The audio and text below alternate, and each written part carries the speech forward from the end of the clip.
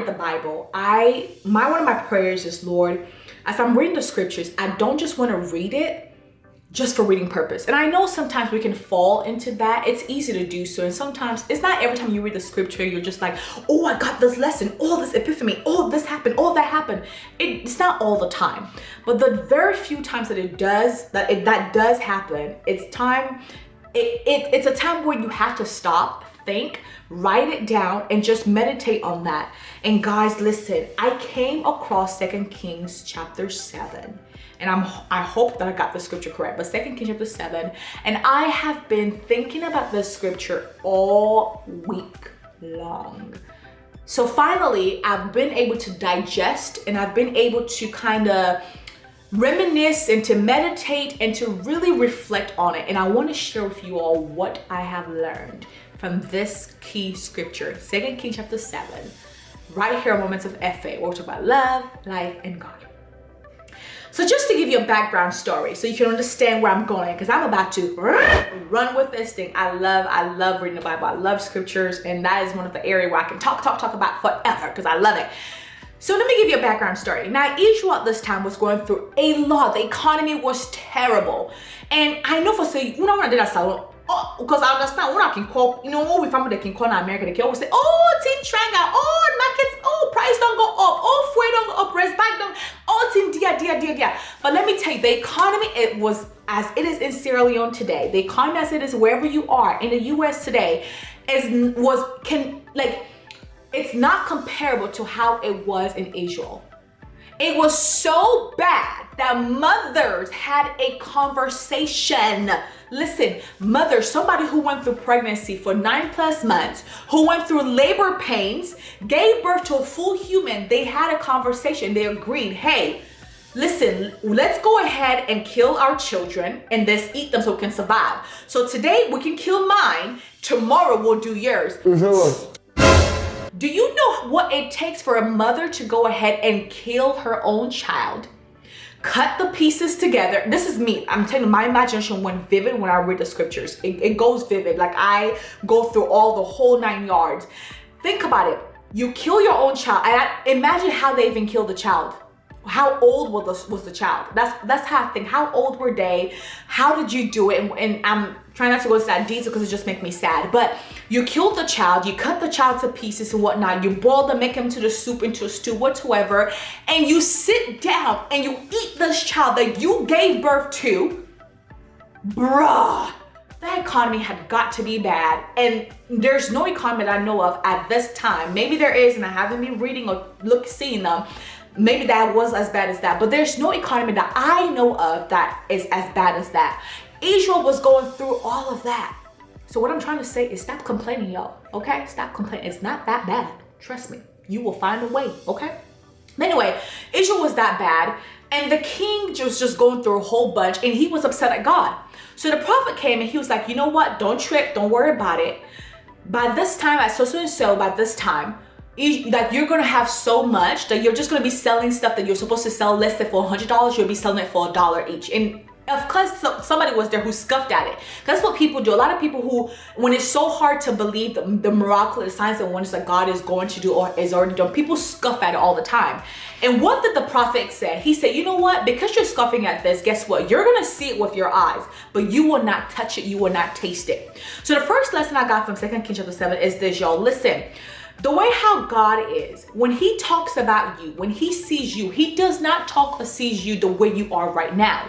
His name is Alpha Omega. So he speaks of you from the ending, or from how he's made you, how he's created you to be, that version that he's created you to be. He speaks of you through that lens. And sometimes when he does that, it sounds like two different yous, like it's so far away. So it's like, I dare not think of myself this way. Like me, mighty man of valor, you know, when Gideon was being called that, like, what are you talking about? I'm here hiding this food from the Philistine, was it the Philistine? From the Assyrian, from whoever. I'm here hiding this thing. What makes you think that I am a mighty man of valor? Like, come on.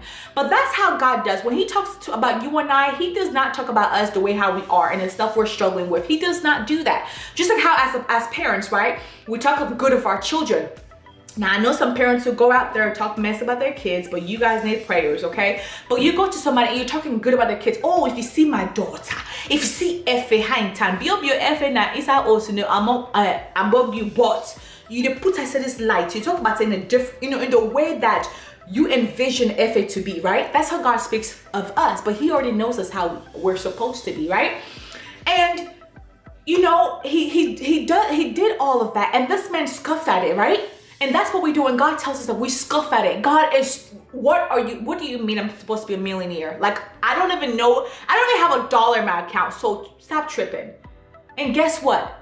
What the prophet said to the servant, at the end of the day, when the people were running to go to collect, to get stuff from the enemy's camp, what happened to that guy? He was trampled, he was stepped on, and that's how he died.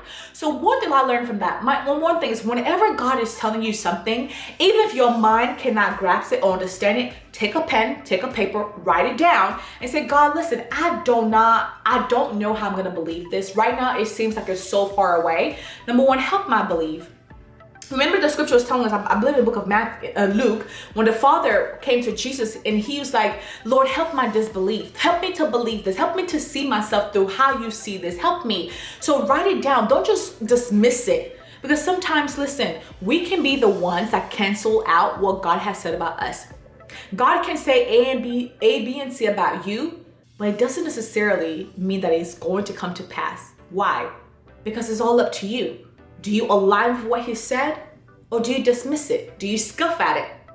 That's lesson number one that I got. Lesson number two.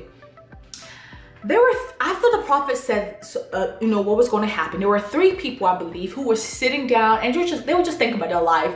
And at this point, they knew they were going to die anyways. If we sit here, 3 lepers, if we sit here, we're going to die. We're outcasts of the community. Like, bruh, we're gonna die if we sit here. If we go to enemy camp to look for food, we're gonna die. They're gonna catch us and kill us. So either way, we're gonna die. So guess what we're gonna do? Rather than sit here and die with starvation, we're gonna at least attempt something.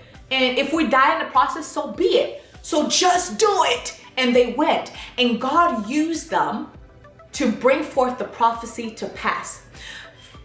I got 2 things out of this second part. The first thing is, whatever you are thinking of doing, listen, you're going to be afraid doing whatever it is. No matter what you do, you're going to be afraid. You're going to feel lonely at times. You're going to feel like it's so impossible. But if God has placed it in your heart to do it, just do it. The worst you can get from people is no. The worst you can get is you doing it by yourself, insults and all that stuff. But listen, at the end of the day, if you go and do it, people will celebrate you later. And you know how people do. People don't like process, but they love results. That's the sad part, right? But whatever God is placing in your heart, whether you find yourself doing it alone, with no support, with no financial support, whatever, no people support, no resources, no whatever, go for it. I would rather fail trying than to fail and with my hands folded and I didn't try anything at all. You don't want to live in regret. I should have, I could have, I would have. Does not help anybody. So just go for it. That's one part of the second part that I got. The second part that I also got is this. God blesses people through people. The answers that we're looking for, you realize that you are an answer to someone's prayer. I hope you realize that. I know sometimes you sit at home, you say, God, Papa, God, please touch the hearts of Mr. Amara, touch the hearts of Mr. Kabad, touch the hearts of this, touch the hearts of that person there. Meanwhile, someone else is praying for something and you are the answer. You are the one who's supposed to bring the answer, whether it's indirectly or directly. And at times we can stand in the way. If those 3 people had not gotten up and decided to go to the Syrian camp, the enemy camp, right? Do you know that Israel may have been in that situation for quite a while? Now, God's words will come to pass, because remember, the Bible tells us that the way to know that this prophet is real is that whatever they say comes to pass, right? And we know the prophet was real because there are evidence that were there in the scripture. So it was going to come to pass, but how long would it have taken? How much longer would they have suffered? How many more kids would have died? How many more? So much, right? So we are standing in the way of people's prayers. If God lays something in your heart, go get this pussy water, go get this pussy rest, oh, call this pussy, oh, cook for this pussy, oh, go get this pussy transport money, oh, go do this, go do that. By all means, always remember, just as you are praying for an answer to come to you, because it's going to come through people to you, someone else's answer is going to come through you to them. So please do not delay in being obedient. Do not delay in where God promises things in your heart. Please don't delay. The same way you don't want someone else to stand in the way of your prayer is the same way you should not stand in the way of someone else's prayer. So whatever God lays in your heart, by all means, go and do it and don't delay. That's the second thing I got.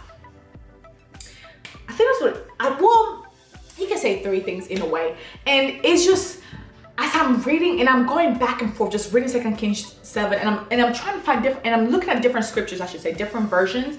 And it's just, I'm just like, wow. First of all, Nike, y'all stole, okay, the slogan or whatever, just do it, came from the Bible, but that's not the point, anywho. But that's where that just do it part came to life for me. That's 2 Kings chapter 7, like, just do it. Whatever's in your heart, just do it.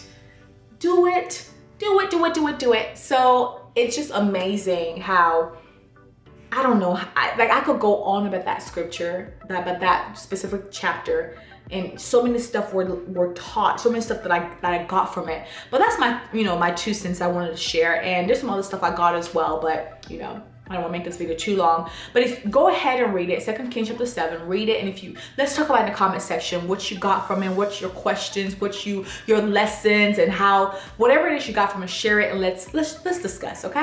All right, that's it. I'll see you guys next time. Moments of F. We'll talk about love, life, and God.